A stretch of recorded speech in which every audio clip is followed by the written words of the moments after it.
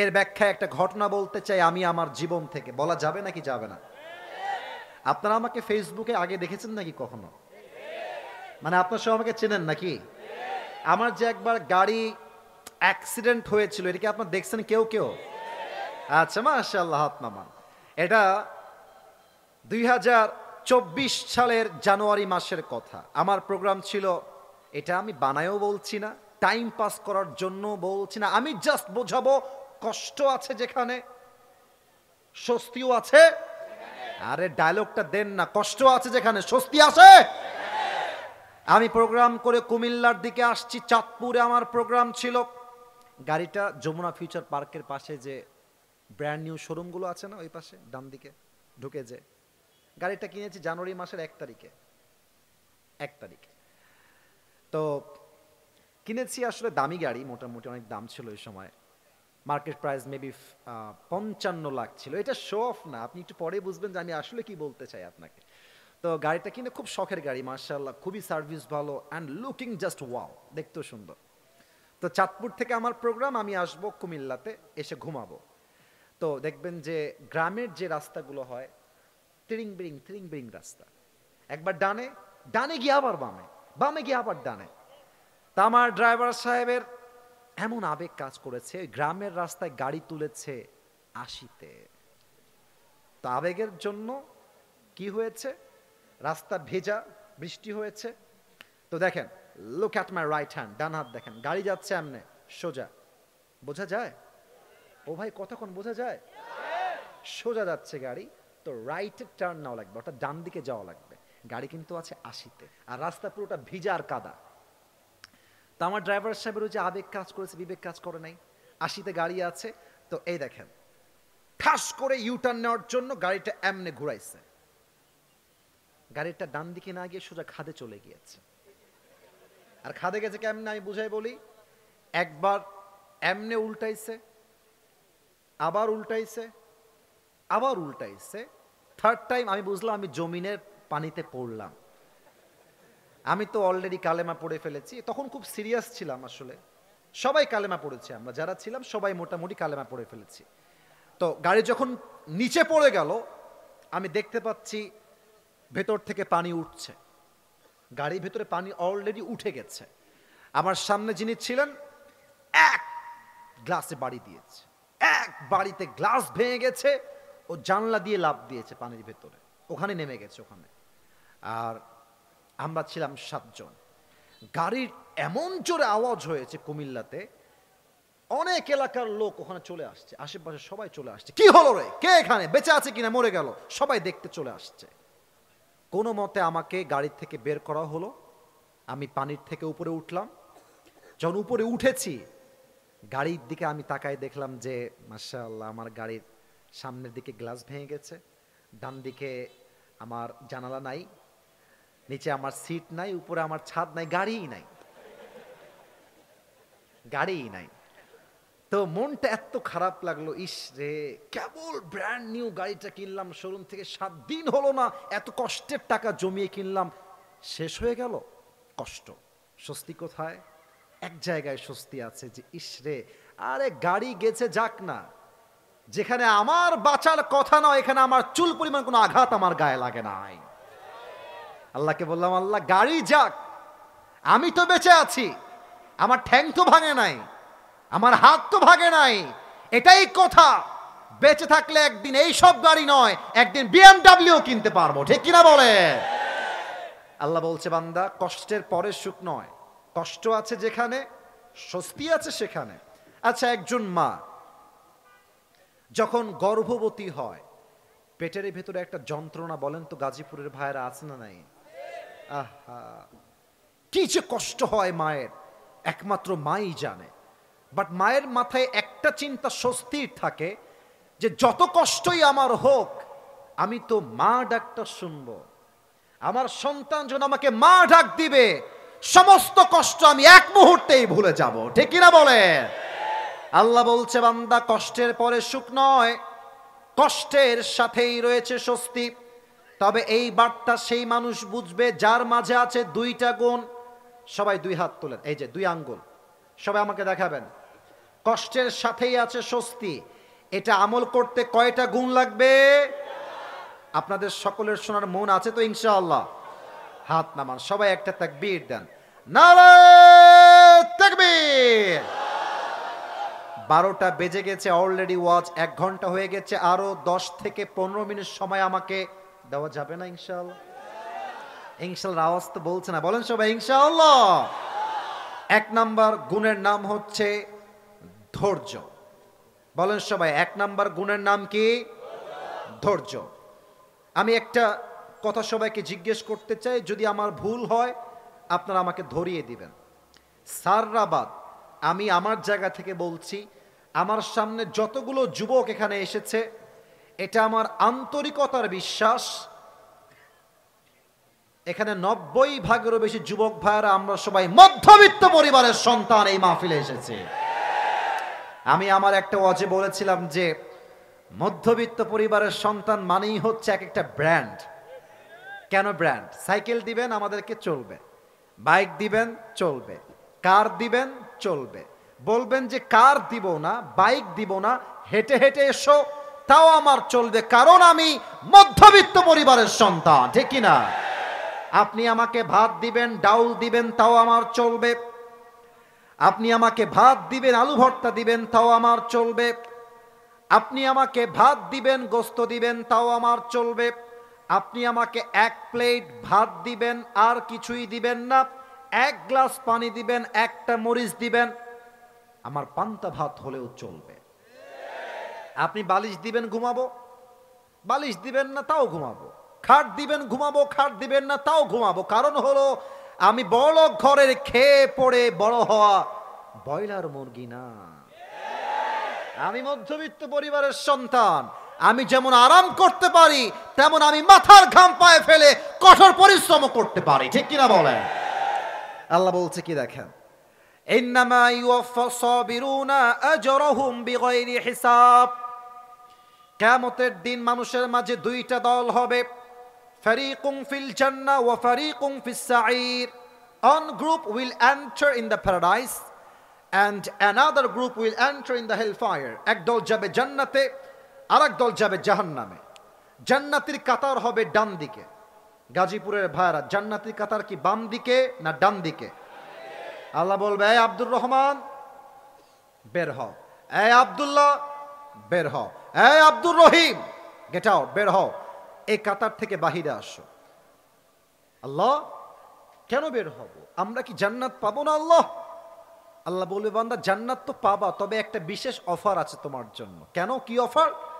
আল্লাহ বলবে, আজকে আমি আল্লাহ তোমাকে বিনা হিসাবে জান্নাত দান করব। আল্লাহ বিনা হিসাব কেন? আমি কি এমন আমল করেছি আল্লাহ?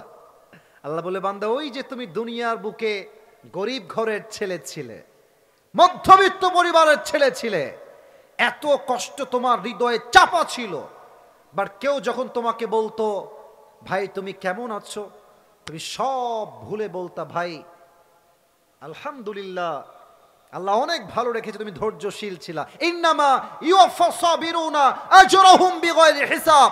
Those who observe patient, they will be given their reward without measure. আল্লাহ বলছে ধৈর্যশীল বান্দাকে আমি আল্লাহ তাআলা বিনা হিসাবে জান্নাত দিব। সুবহানাল্লাহ। কিছু প্রশ্ন করছি, দেখা যাক আপনারা উত্তর করতে পারেন কিনা। বলেন তো আমার গাজীপুরের ভাইরা, নবীজির একমাত্র কলিজার টুকরা মেয়ে, যার দ্বারা নবীজির বংশ বিস্তার হয়েছে, তার স্বামীর নাম হচ্ছে আলী, তার সন্তানের নাম হচ্ছে হাসান এবং হুসাইন রাদিয়াল্লাহু তাআলা আনহুমা। সে নারীর নাম কি ছিল? এত আস্তে বলবেন, এটা এক্সপেক্ট করি নাই। বলেন সবাই, নাম কি ছিল? রাদিয়াল্লাহু তাআলা আনহা। এই একটা ঘটনা বলবো, আমি যেন কোনো চোখ ডান বাম দেখতে না পাই। লুক অ্যাট মাই ফেস, আমার চেহারার দিকে তাকায় থাকেন। একদিন ফাতেমা রাদিয়াল্লাহু তাআলা আনহার ঘরে এত অভাব, হাদিসে আসছে 3 দিন যাবত চুলায় আগুন জ্বলে না, ভাত নাই, ডাল নাই, চাল নাই, কিছুই নাই। ফাতেমা রাদিয়াল্লাহু তাআলা আনহা ডাক দিয়ে বলছে, আলী অভাব তো বড্ড চরম পর্যায়ে পৌঁছে গিয়েছে, খাবার দাবার ডাল ভাত কিছুই নাই বাসার ভেতরে, কি করা যায়, আমাকে পরামর্শ দাও। আলী বলছে, তুমি এক কাজ করো, নবীর কাছে যাও হয়, কথা ঠিক আছে আমার? বিশ্বাস করেন আমি গাড়িতে বসে বসে ভাবছি, ইসরে এত কনকনে শীত, আমার কত কষ্ট হচ্ছে, আল্লাহ তুমি আমাকে এত কষ্ট কেন দিচ্ছ, আমি তোমার দিনের কাজ করছি, এটা মাথায় চিন্তা করছি। সিএনজি এলো, সিএনজিতে ব্যাগ উঠালাম, যাচ্ছি অন্য আর একটা গাড়ি নেওয়ার জন্য। তো আমাকে যখন বগুড়ার রেল স্টেশন দিয়ে ক্রস করানো হলো, চিন্তা চেঞ্জ হয়ে গেল। আমি দেখলাম আমি শীতে কাঁপছি, আমার ভেতরে 2টা গেঞ্জি, উপরে জ্যাকেট, তার উপরে শাল বা চাদর পরে আছি। আমার স্টেশনে সাডেনলি চোখ পড়লো স্টেশনের দিকে, এই রিসেন্টলি মাত্র 20-25 দিনের কথা বলছি। আমি দেখলাম স্টেশনে পিচ্চিরা শুয়ে আছে, বাচ্চা, গায়ে জামা নাই, কোনো মতে ছেঁড়া বস্তা দিয়ে মুড়ি দিয়ে আছে। মুরব্বীরা শুয়ে আছে, বৃদ্ধা মা শুয়ে আছে, খেতা আছে, ল্যাপ নাই, কম্বল নাই। আমি বুঝলাম ফাইন্না মাআল উসরি ইউসরা, বান্দা যা আছে তাই দেখ, যা নাই তাই দেখিস না। ঢাকার গুলশানে যখন যাবেন, BMW, Mercedes, range rover, Rolle's Royals, CHR, কত ব্র্যান্ডের গাড়ি নেবেন, সব আছে গুলশানে। দেখলে মনে হবে ইস আমি গাজীপুরের ছেলে, আমার তো একটা সাইকেলও নাই। ভাইরে, অনেক কিছু থাকলেই সুখী হওয়া যায় না, সুখী হওয়ার জন্য আল্লাহ রহমতের প্রয়োজন হয়। আপনাকে একটা অবাক করার তথ্য দিব, কিন্তু মিডিয়া আছে বলতে লজ্জা পাচ্ছিলাম, ভেবেছি বলবো না, তবে বলবো, আপত্তি নাই বলতে। শুনলে আপনারা হয়তো অনেকে মাইন্ডে নেবেন, বাট আপনাকে বুঝতে হবে যা বলছি আমি বাস্তব বলছি। ঢাকার গুলশানে স্বামীর বউ যে হয় অন্য পুরুষের ভাবি, স্বামী তার বউকে অন্য পুরুষের সঙ্গে শোয়ার জন্য দিয়ে দেয়। আপনি দেখেন নিউজে, আপনি ইন্টারভিউ দেখেন, আপনি বলবেন হুজুর আপনি এই পয়েন্ট এটা কেন উল্লেখ করলেন? আমি বলবো ভাইজান, ঢাকার গুলশানের লোকের কাছে রোলস রয়েলস আছে, দামি ফ্ল্যাট আছে, বাট তাদের কাছে চরিত্রের 2 পয়সা কোনো মূল্য নাই। আপনার কাছে হয়তো বা গাজীপুরে বড় একটা বাড়ি নাই, হয়তো টিনের ছাপরা আছে, বাট আপনাকে মাথায় রাখতে হবে ওর টাকা থাকতে পারে, ওর মনের সুখ নাই। আল্লাহ আমাকে টাকা কম দিয়েছে, মনের সুখ বেশি দিয়েছে, ঠিক কিনা বলেন? আল্লাহ বলছে বান্দা কষ্টের দিকে নয়, আমি আল্লাহ তোমাকে যেই স্বস্তি দান করেছি সেই স্বস্তির দিকে তাকাও। 1 নাম্বার ব্যাখ্যা, আমাদের ফোকাস হবে স্বস্তির দিকে, কষ্টের দিকে নয়, 1 নাম্বার ব্যাখ্যা। 2 নাম্বার খেয়াল করেন, ফাইন্না মাআল উসরি ইউসরা, এখানে আল উসর কষ্ট। এই যে আমার মাদ্রাসার ছাত্র ভাইয়েরা আমার দিকে তাকান, এখানে আলিফ লাম আসছে, আল উসর অর্থাৎ এটা মারিফা নির্দিষ্ট। কষ্ট জীবনে কার কোনটা আছে এটা সবাই আমরা জানি। মনে করেন আপনার বউ খারাপ, এটা আপনি জানেন, আপনার চাকরি লাগবে, এটাই কষ্ট, এটা আপনি জানেন, বাট স্বস্তি কোথায় আসবে এটা আমরা কেউ জানি না, এটার খবর রাখে একজন, তিনি কে? এবার আপনাকে আমি দুনিয়ার এক্সাম্পল দিয়ে তাফসীরটা বোঝাবার ট্রাই করি। ঢাকার বসুন্ধরার নাম শুনছেন তো নাকি? আপনারা শুনবেন না কেন, আপনারা তো ওখানে যাওয়া মানুষ, সবাই তো স্বচক্ষে দেখেছেন। আমি যে কথাটা বলবো সেটা হচ্ছে এইরকম, মাঝে মাঝে রাস্তায় হাঁটলে দেখবা অনেক মেয়েরা এমন বাজে পোশাক পরে বের হয়, দেখলে মনে হয় ঢাকা শহরের মেয়েদেরকে যে কিয়ামত বেশি দিন আর বাকি নাই। যুবক ভাইরা এত বাজে পোশাক পরে মনে হয় রাস্তায় কোনো উলঙ্গ মেয়ে হেঁটে বেড়াচ্ছে গাজীপুরের ভাড়া। তো এত নষ্টা মেয়ের ভিড়ে দেখছো মাশাআল্লাহ হঠাৎ করে যে এক বোরকাওয়ালি, হাতেও মোজা, পায়েও মোজা, ইয়ার ইয়ে তো अभी के अभी जन्नत से भाग के दुनिया में आई है। সোনামণি উপরে ফিটফাট, মাঝে মাঝে ভিতরে সদরঘাট হয়। এখন তুমি ভাবছো যে আল্লাহ জীবনে একটাই কষ্ট, বউ নাই, এটা আমি জানি, কিন্তু আমি ভাবছি যে আমার স্বস্তি হচ্ছে এই বেড়ি আমার বউ হইলে আমার আর কোনো কষ্ট থাকবে না, এটা আমি চিন্তা করছি। বাট মাথায় রাখবেন, অনেক মেয়েকে দেখে মনে হবে রাজরানী, বিয়ের পরের দিন দেখবেন রাজরানী নয়, কাল নাগিনী বিয়ে করে আপনি বাসায় নিয়ে আসছেন। অতএব আল্লাহ বলছে বান্দা কষ্ট কোন বিষয়ে তোর আছে তুই জানিস, বাট স্বস্তি কোন বিষয়ে আসবে এটা তুই জানিস না, এটা জানে একজন। আওয়াজ দিয়ে বলেন সবাই, তিনি কে? আর একটা এক্সাম্পল খুব খেয়াল করবেন, যুবকদের শখের বাইকের নাম হচ্ছে R15 ভার্সন 4 ইন্দোনেশিয়ান ভার্সন। হ্যাঁ, আচ্ছা দেখেন, গাজীপুরের ছেলে দেখেছি খুব ভাবসাব, হ্যাঁ, সানগ্লাস পরে একটা R15 বাইক নিয়ে, বাপ রে বাপ, ওর বাপের রোড এইটা, হ্যাভি টান দেয়। তো এটা বড় কষ্টের বিষয় যে আজকালকার মেয়েদের কাছে এই টাউট বাটপাট টিকটকার আর গাঞ্জাখোর পছন্দ হয়, দিনদার পছন্দ হয় না যুবক ভাই। এখন যুবক, এই যে যুবকগুলো আমার সোনামণিরা দাঁড়িয়ে আছে এখানে, ওরা ভাবছে ইস রে, এই মালটা পাইলে আমার জীবন সফল হয়ে যাবে, খালি R15 লাগবে, এইটা পাইলে আমি সফল। আমি আমার কথা বলছি, আমার যে ড্রাইভার ছিলেন তার ভাতিজা এই গত মাসে, এই ডিসেম্বর মাসে বাপকে বলেছে, আব্বা তুমি যদি আমাকে R15 কিনে না দাও আমি আত্মহত্যা করে মরে যাব। আস্তাগফিরুল্লাহ, নাউজুবিল্লাহ। তো বাবা তো বাবাই হয়, বাবার মতো আপন আসলে পৃথিবীতে কেউ হয় না। আব্বা বলেছে ঠিক আছে, তোর মরতে হবে না, তোকে আমি আমার সব কিছু দিয়ে দিব R15, সমস্যা নেই। রিসেন্ট 1 মাসও হয় নাই, R15 কিনে দিয়েছে। ভোরবেলা সকালবেলা রাস্তা ফাঁকা ছিল, আবেগ কাজ করেছে, বিবেক কাজ করে নাই।